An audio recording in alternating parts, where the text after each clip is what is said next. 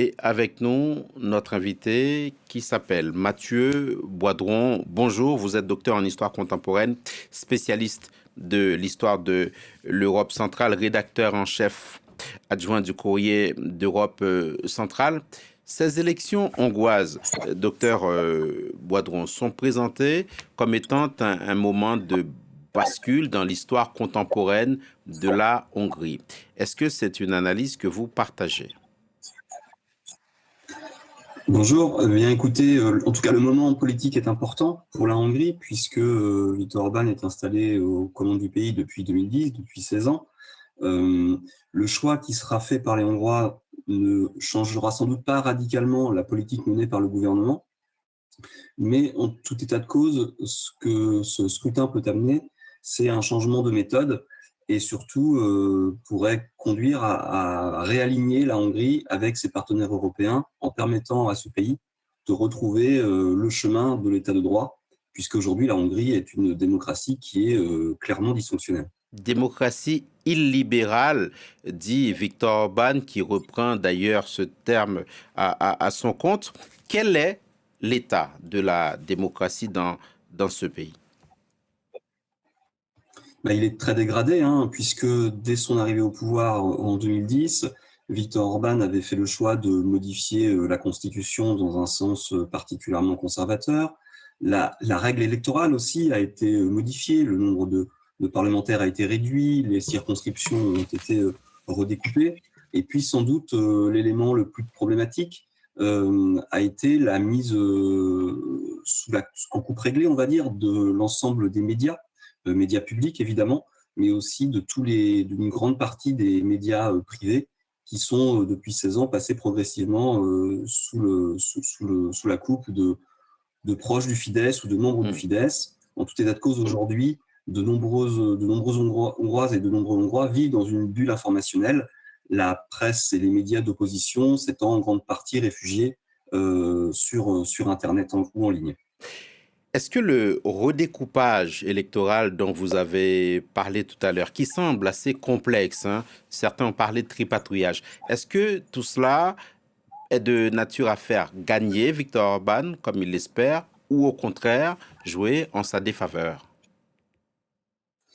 Et en tout cas, ça désavantage Peter Mayer, l'opposant, puisque certaines analyses ont été menées qui montrent que il faudrait 2 points d'avance à Orban pour l'emporter et 4 points à Maillard pour pouvoir s'assurer de la majorité des voix au Parlement. C'est-à-dire qu'on peut se retrouver dans une configuration où Peter Maillard, avec plus de voix, n'aurait pas cette majorité au Parlement hongrois.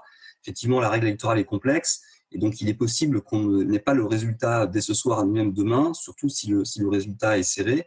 Et on a déjà vu, notamment la dernière fois en 2022, que la victoire d'Orban avait été particulièrement nette, et bien plus nette que les autres fois, en grande partie aussi en raison de cette règle électorale particulière. Il est possible qu'il y ait aussi des contestations, que par exemple, si Viktor Orban perd, ils ne reconnaissent pas immédiatement les résultats de ces élections. Quelles sont, à votre avis, les clés de ces élections hongroises? Alors, ce qui va surtout déterminer la décision des électeurs, c'est d'abord la situation intérieure du pays. Les questions de politique extérieure sont fortement mobilisées dans cette campagne électorale, mais je pense que ce que va voir l'électeur d'abord, c'est la vie chère, les difficultés économiques et sociales que rencontre la Hongrie depuis désormais plusieurs mois. C'est ça qui va être déterminant. Et c'est la raison pour laquelle, cette année plus particulièrement, Viktor Orban est en difficulté.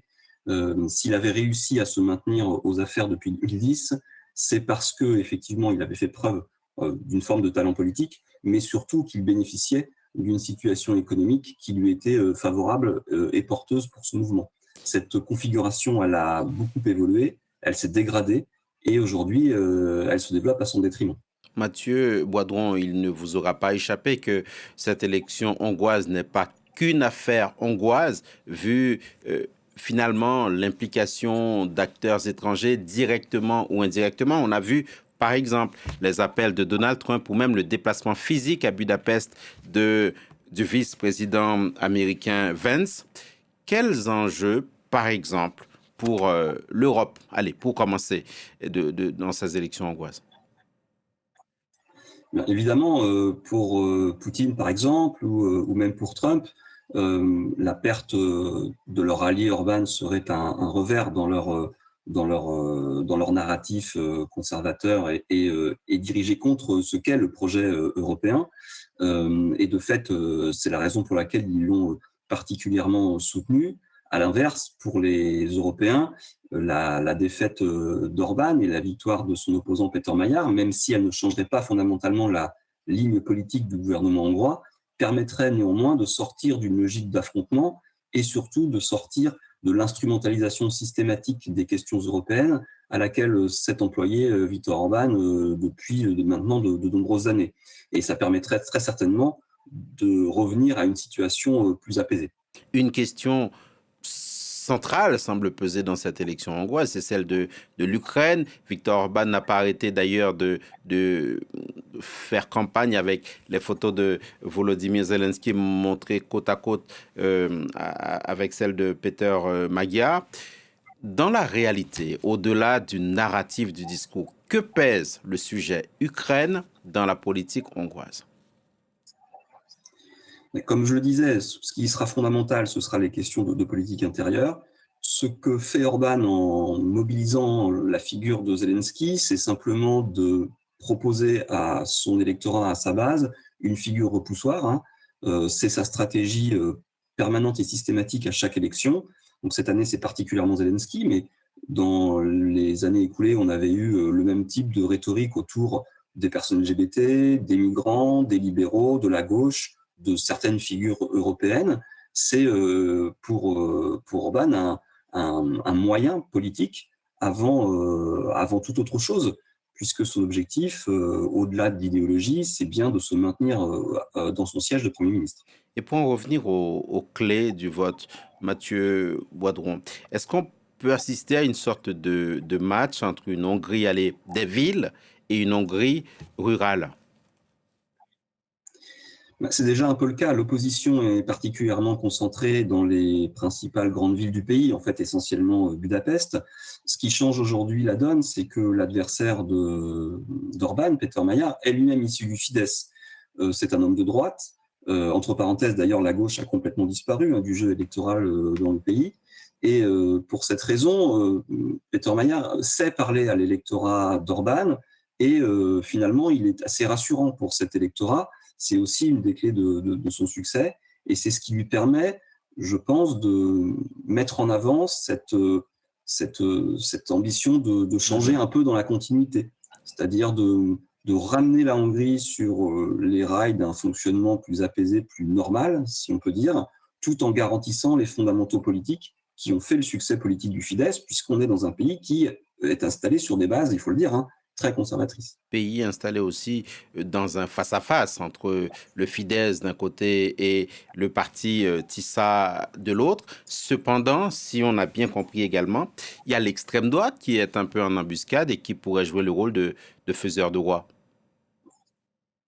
Tout à fait. En 2015, Orban avait lancé son offensive contre les migrants et contre la politique européenne en matière de migration pour siphonner les voix du parti d'extrême droite de l'époque, qui était le Jobbik, entraînant sa quasi-disparition.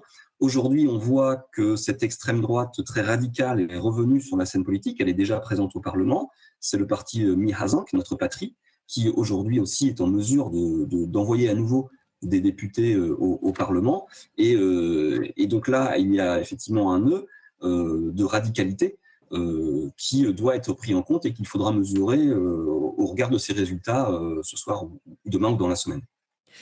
Finalement, pour se quitter, Mathieu Moidron, qu'est-ce qu'il faut aujourd'hui souhaiter aux Hongrois?